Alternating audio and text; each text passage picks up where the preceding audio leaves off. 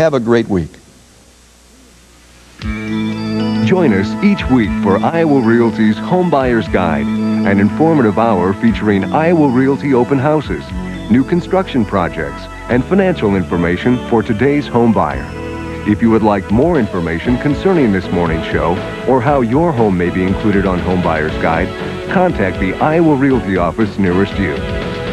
Home Buyer's Guide is brought to you by Iowa Realty. John Walters on TV8, Iowa's news leader. People don't know that Arkansas, along with Alabama, are the only two states with no civil rights law. If you want to attack me personally, you're no better than Jerry Brown and all the rest of these people that say whatever sounds good in the moment. It's bare-knuckle fisticuffs as the presidential primary's second biggest contest approaches. Will the New York primary launch Jerry Brown into serious contention?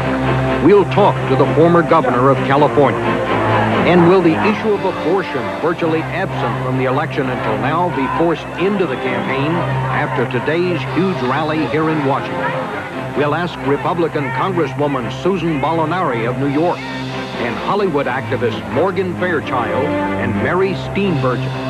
Politics and abortion, issues facing the nation.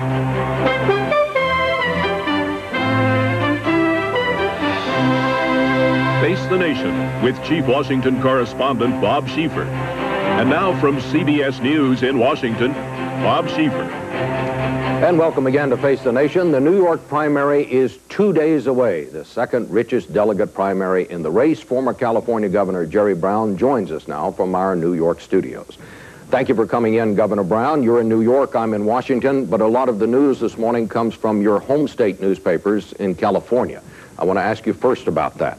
Go ahead. I've been waiting for you. All right. Boy, it's sure good to be on your national network because for several months I could never get hold of you guys. So it's amazing. Taking no more than $100, we've been able to survive all these months, and now we're in neck and neck in a very close contest. I think it proves the point that there's a growing movement out there that want to take this country back. Well, Governor, I'd have to say first, I have absolutely no idea what you're talking about. I don't intend to get into whether we have or haven't invited you to the broadcast, but you've said what you have said. We'll let it sit there. And now, if I could, would it be possible, Governor, that perhaps I could ask you the first question of the interview so we can kind of get off to a start here?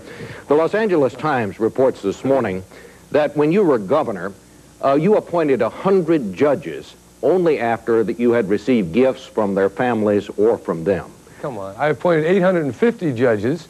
Thousands of people involved themselves in my campaigns. Most of them are lawyers. And you can't be a judge unless you're a lawyer. We ran good campaigns, and I appointed the most diverse, qualified group of people based on only 3 criteria. Recommendation by the state bar. Everyone appointed was voted qualified or very well qualified. Secondly, diversity, ethnic, gender, philosophical, and then community service. Those were the only 3 criteria that I employed. All right. The newspaper goes on to say that some of the contributions were received only days before you announced the appointments. Is that true? Well, since I appointed several hundred right after the election, that may or may not be true, but I'll tell you, for over a year, we raised millions of dollars in order to get a campaign off the ground. That's the reason I'm only taking $100, and I'm pointing out the utter corruption and failure of politics, because we don't have the kind of political reform that our whole campaign this year stands for and is making real by the use of our 800 number and the $100 limit. I mean, that's why we're here, because I know how it works, and it doesn't work well. Did you know how much each of these people contributed when they did contribute to your campaigns? I noticed Mr. Richard Cravat, I believe his name is, says he gave some $5,750 to your campaigns, and he says he was asked to attend these fundraisers before his appointment was Well, I don't know anything about that. I'll tell you this. Thousands of people applied. Tens of thousands of people contributed. In California, campaigns cost millions of dollars, and they go on day after day for years.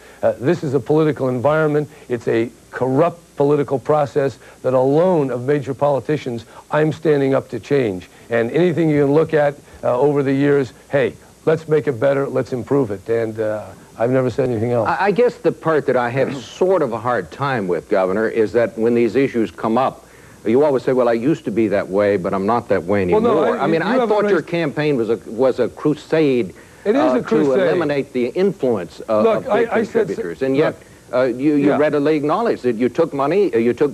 Several days before judicial appointments were announced. Look, here's what I'm trying to tell you. The people who are in politics and who are elected are mostly lawyers, all right? The only way you can get to be a judge is to be a lawyer. We're not going to exclude lawyers from either contributing or being active parts of our politics, and that's obviously some of them are going to show up as judges. I appointed more judges than anybody in America, about 850 during my 8 years, because California is such a big state. I appointed more women and more African Americans and more Hispanics and more Jewish lawyers than anyone else ever. And they were extremely well qualified, they were compassionate, they were visionary. I'm very proud of that. If anyone can find anything to the contrary, then I'd be glad to talk about that. I will say this, though, that when people talk about a governor and their power base, they talk about Mario Cuomo having a big power base, that's because as a governor, a lot of people like to give you money because they want to obviously make friends with you. So it isn't unusual that people who want something out of government contribute. That is American politics, folks. If you think it's any different, then you're pretty naive. Well, let me just go back to the man I just quoted. Did you have any idea that the people you were appointing to the bench thought they were supposed to attend fundraisers? No, look, I knew this. So. I wanted everybody in California to attend fundraisers for me because, as it turned out, I still had $1 million less than my Republican opponent. I mean, this is the lifeblood of politics. You people won't give us free TV commercials. We have to pay tens of thousands of dollars even for a minute at a time. So politicians are forced into this position of dependency on money. That's why, alone among the politicians, I am saying I will take no more than $100, a very radical shift in the way American politics functions, and I use my famous 800 number, which everyone in the national media laughed at and ridiculed, and now is bringing in enough money that I'm still here, you're talking to me, and we're in a very close race with Mr. Clinton. So all in all, I'd say we're on the right path. All right, I'm going to take a break here. We'll be back in just a second.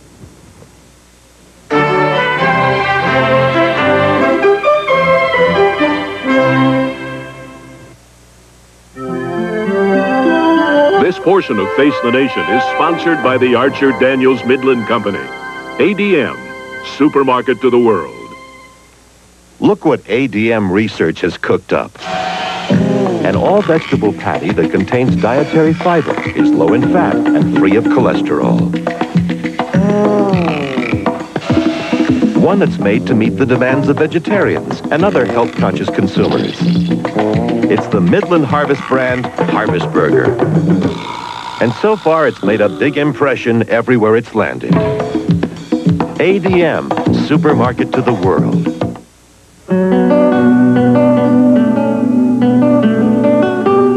They came from different cultures, from different worlds, to create Expo 92. To help them work together, Xerox designed the largest local area network in Europe, linking thousands of people to share ideas and create the documents that let people discover the best in each other. Putting it together. Networking, scanning, printing. Xerox, the document company. Back again with California Governor Jerry Brown, who is making his second appearance on Face the Nation in the last month. Governor, one other news story from San Francisco. The San Francisco Chronicle reports this morning that in 1989 you went to Hong Kong and China to scout for a site for a California pharmaceutical company that wanted to set up a manufacturing plant there. Can you tell us if that's true or not? No, it's not true. As a matter of fact, the reason I was in Hong Kong was to secure equity capital for investment in California. That's why I was there. I was with a particular company from Sacramento, and those records are available. So, look, this is the time for fun and games. We're getting down to the last a few days, but anything that can be raised here, I want to bring back to the essential issue that the American political system is failing. It needs a fundamental change. The fact that the hierarchy, Ron Brown, former presidents, most of the incumbents are fighting against our effort to clean up the system, to fight their pay raises, their bouncing checks. I think that's the major endorsement of our people's We the People campaign. And I'm just asking those who are listening, take a good, really reflect on that. How much change do we really need? And if you believe it takes a real crowbar to open up that system down there, we're the campaign. All right, I want to go back to the question and ask a follow-up now. Sure. The San Francisco Examiner says that you told one of their reporters in Hong Kong that indeed you were there to look for a site for this company to set up a manufacturing plant. The reporter says, he even remembers how you were dressed, says you were wearing a double-breasted suit. Number one, did you meet with the reporter, and did you tell the reporter that's why you were there? Well, for one thing, as you know, I always wear double-breasted suits. So that doesn't show me much on his memory. Secondly, I ran into some people from San Francisco, yes, who were there with the mayor touring that area. I didn't go to China. I was there to secure equity capital. And it's true that I was formally affiliated with a company that wants to sell its pharmaceutical products in China to combat river blindness. And the Chinese army, I believe, is buying some of that drug that cures that. But I was not looking around for land or anything of the kind. All right, this is the same company, and I ask you this, and you say you want to get this interview into what the campaign is about. No, I'd be glad to talk about this stuff, one thing that people... my point of how trivial most of the national media has been in this campaign. But no, this has... demonstrated. I would beg to differ as to whether this is trivial or not, because you say one of the main points of your campaign is to keep jobs from being exported to other countries. Correct. This particular company had a plant in Mexico that employed 700 workers, if I have the information correct. And now you're denying that you were there. No, it seems to me that's a very fair question. This is a part of China that pays slave wages, and it seems to me that this has a great deal to do with what this campaign is about. All right. Can we just say, I think we want to have export. This company has half its business abroad. It's selling products abroad. We don't want to put a barrier around America. We want to protect our jobs here. We want to protect the wage levels. But if we can't sell into China and Mexico and everywhere else in the world, this whole economy collapse. That's an absurd idea. We have to, if we can find a country that will buy an American product, let's export it. And if we have to do some joint ventures, let's do it. This is going to be one world. We're going to integrate it. And all I'm saying is, let's not destroy the middle-class wage base on which this democracy is founded. Governor, with all due respect, I didn't ask you about whether it was wise to sell products or whether U.S. companies ought to sell products in China. The point of the story was that you were there to try to set up a manufacturing site for the company, and you say that is simply false. It is not true. I mean, as all these things, there's always a shred of truth there, that there is a company that I used to be affiliated with that has another company that is selling drugs in China, and in order to be able to sell drugs to the Chinese army on this river blindness problem, the Chinese government wants you to do some manufacturing there. I mean, that's just an ordinary garden variety situation. McDonnell Douglas, if they want to sell planes to China, has to have a co-building joint venture relationship. It happens all over the world. This is the modern economy. And I don't know who the reporter was, but he takes a rather naive view of how world economics works. All right, let's shift to something else. You ran into a buzzsaw of opposition in New York this week from Jewish groups because you have announced that the Reverend Jesse Jackson may indeed be your running mate. I'd like to ask you, is that written in stone? Have you firmly and finally decided that he will be your running mate? Look, nothing is written in stone.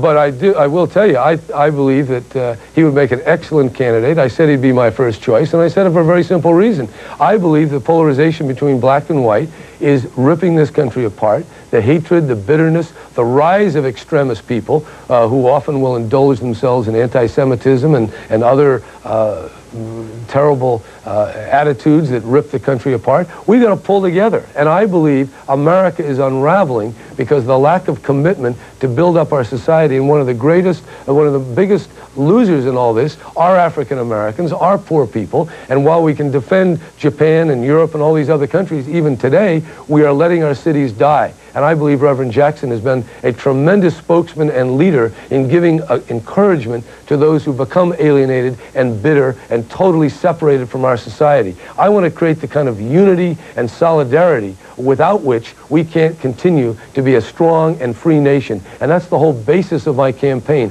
It's participation, it's coalition building, it's doing the kind of work that we've neglected for at least the last 10 years. And unless we make a very significant turn, we're going to see the subways collapsing, the cities turning into, well, they already are armed camps. Just yesterday, a few days ago, there was a funeral of a homeless man who had been burned to death by teenagers who didn't even know who he was. I mean, we're getting barbarians bred out of the social and economic neglect in the richest country in the world. It's immoral, it's unjust, and I want to turn it around, and I believe Jesse Jackson can be a major force in bringing together those who have now separated themselves from America. Let me ask you just one other question about another potential candidate. There is talk that if you indeed do beat Governor Clinton in New York, that Paul Tsongas may get back in the race.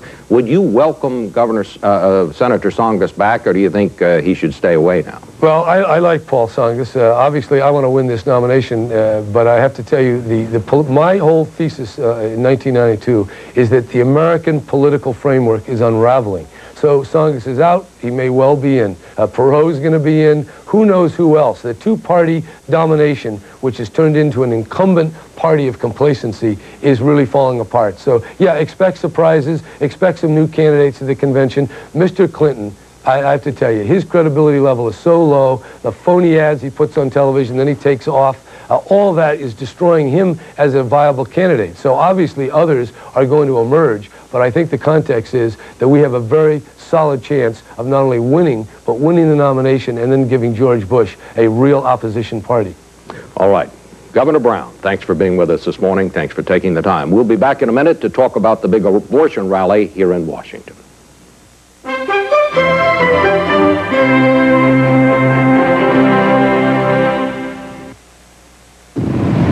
Word on the street was they were a bad bet. An American institution, 3 days shy of extinction. Only one investment firm, Dean Witter, saw past the problems to the real value of the company. And a rumble was heard round Wall Street as the last American motorcycle company came roaring back to life with a listing on the New York Stock Exchange. From Main Street to Wall Street at Dean Witter. We measure success one investor at a time.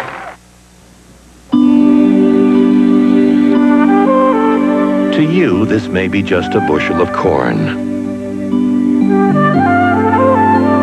But to us at the Archer Daniels Midland Company, it's enough pure golden corn oil to make 2 pounds of margarine.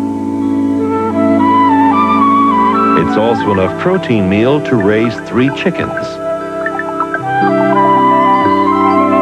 We even capture the surplus heat generated during processing and use it to accelerate the hydroponic growth of fresh vegetables. From what's left, we distill 2.5 gallons of ethanol, used to make cleaner-burning, high-octane gasoline to help improve the environment. So you see, we get both food and fuel from each bushel of corn. One more reason why ADM is known as Supermarket to the World.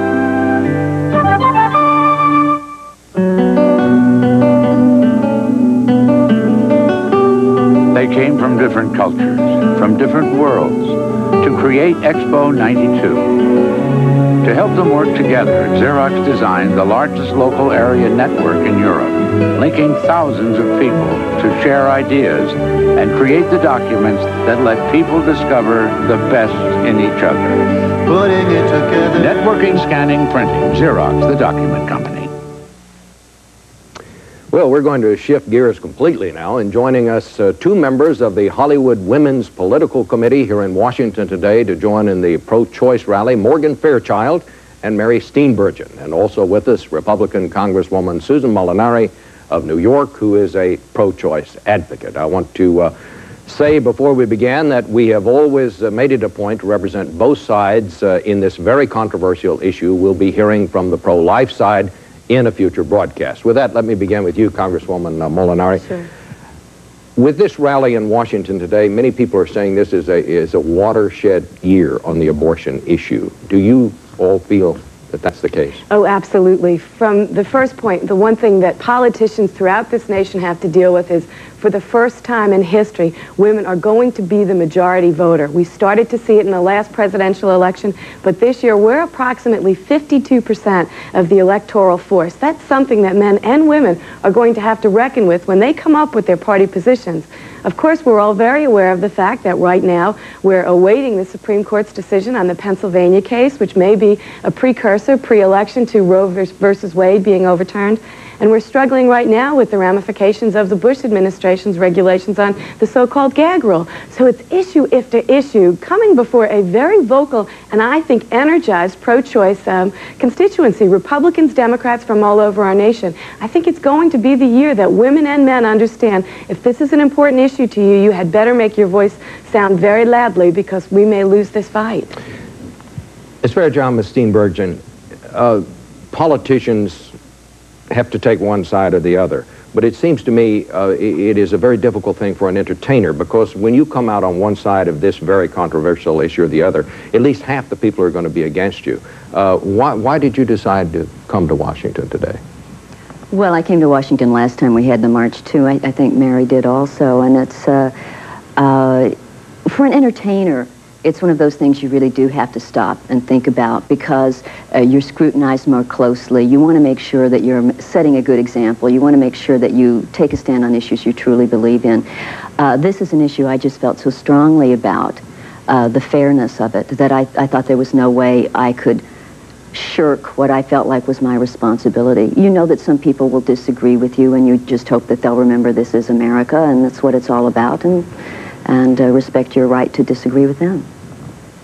Well, I came for the same reasons that Morgan, but I also came because I'm a mother of 2 children, one of whom's a daughter, and I want to be able to look her in the eye and say that your mom did everything she could to help protect the rights that I grew up with. I would like to think that in America, as time goes on, you gain freedom, not lose freedom. And in my life, I have watched this freedom being eroded. I also believe that today I'll be marching for a lot of people who couldn't afford to fly to Washington, D.C., or who are working too hard, or looking after their children and can't come here. In fact, just on my short trip here, I had the flight attendants and the people of the airline say, "March for me, I'd love to be there, march for me." And so many men and women have said that to me, so I'd like to represent them as well. You know, this is such a divisive issue, and people on both sides feel so strongly. I can't think of anything. It may be the most divisive issue since race that tore this country apart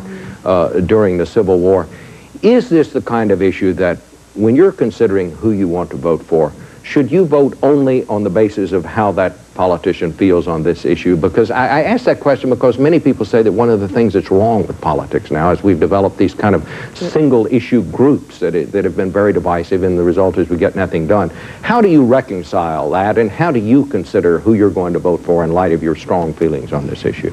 Well, it's my own personal opinion that in many ways what the last 2 administrations have done is to make this a divisive political issue instead of a personal and private issue. I don't think there's anybody that's in their march today that doesn't feel that abortion is a sad and painful decision to make. And none of us are advocating abortion, obviously. What we're saying is that the last 2 administrations have really eroded our own personal rights to come to whatever decision that we want to come to, and it's an erosion of the American family, and certainly of women. And so I think that it's become an issue that we do look very closely at. I still personally feel that you look at the sum total of a person and their voting record when you vote for them. But certainly women are carefully looking at this issue this year. But also, when you do look at the sum total, you frequently will find that a candidate who is anti-choice is also falling into line against other things that you may believe in, whether it's health care programs or any kind of programs for this country. You start realizing that when they're anti-choice, first of all, it indicates a lack of respect for women, for a woman's intellect, for her right to make this most basic decision about herself. And it sort of shows you where they're going as far as their attitude toward you, your own self-respect, and the fundamental American right to make choices that affect your own private life, the right to privacy, the right to free speech with the gag order. It starts not just being the issue of abortion. It starts broadening out into a lot of other issues where many times these candidates feel that they have the right to tell you what you're going to do. And that's what we're fighting against, because it just broadens out. It starts with one thing, but then it broadens out. Congresswoman Molinari, your party is going to have a convention, and all indications are it's going to be very pro-life. It's going to be anti-abortion. The president has chosen a pro-life advocate to chair the platform committee. What do you think is going to happen? Well, we intend to make it an issue at the convention relative to some of the statements that have gone spoken before.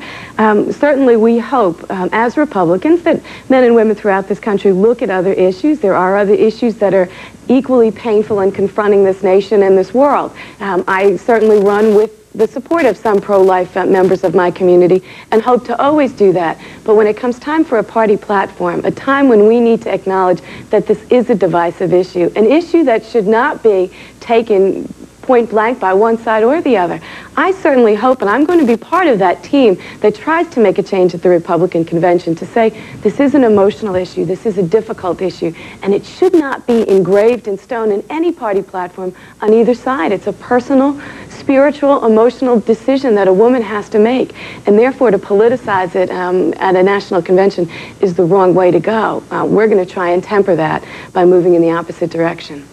We have just a few seconds left, but I want to ask, some activists say it might be best if the court just went ahead and overturned Roe v. Wade to sort of galvanize people who are pro-choice. Could I ask you just quickly, do you think that would be good or bad? Well, I think that what's happened is that a lot of us sat around too long believing that ever since 1973 our rights were protected, and we probably didn't wake up soon enough to the erosion of these rights. And so I think I'd be very sad if it came to overturning Roe versus Wade, but if this thing happens in Pennsylvania, it's essentially overturned anyway. And well, I started working on this in '81 when Reagan first got elected and said he wanted to overturn Roe versus Wade. So I've seen this coming for a long time, and I've worked on the issue for a long time. I think people are starting to wake up to the fact that what the court will probably do is just eviscerate Roe versus Wade rather than actually overturn it, the Pennsylvania being the first in a list of Utah and Louisiana of really terrible legislation coming out of some of the states. All right. My thanks to all of you. We're out of time. We'll be back with the final word in a minute.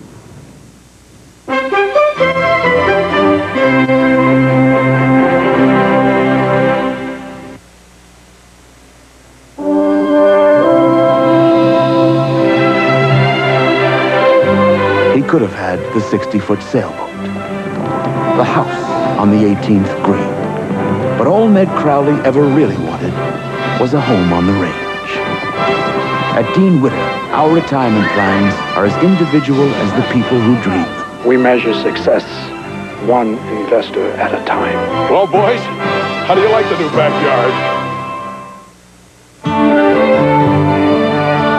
The fields of America. Each year, Archer Daniels Midland takes the harvest from 30 million acres. That's equal to a strip of land 15 miles wide, stretching from one coast to the other. From this grain, ADM makes food ingredients that not only help fill our own nutritional needs, but help provide nutrition for the rest of the world as well. ADM, supermarket to the world. Well, our interview with House Speaker Foley last week really stirred up a lot of comment about congressional perks. Typical was a letter from Jerry Gant of Sturgeon Bay, Wisconsin, who remarked, Foley proudly indicated that the fees in the House gymnasium have been raised. Well, the fees for my gym haven't been raised. The taxpayers don't provide me with a private gymnasium. And on a related topic, we reported on the evening news this week that a surprise audit of the now infamous House Bank showed that things were still in a mess.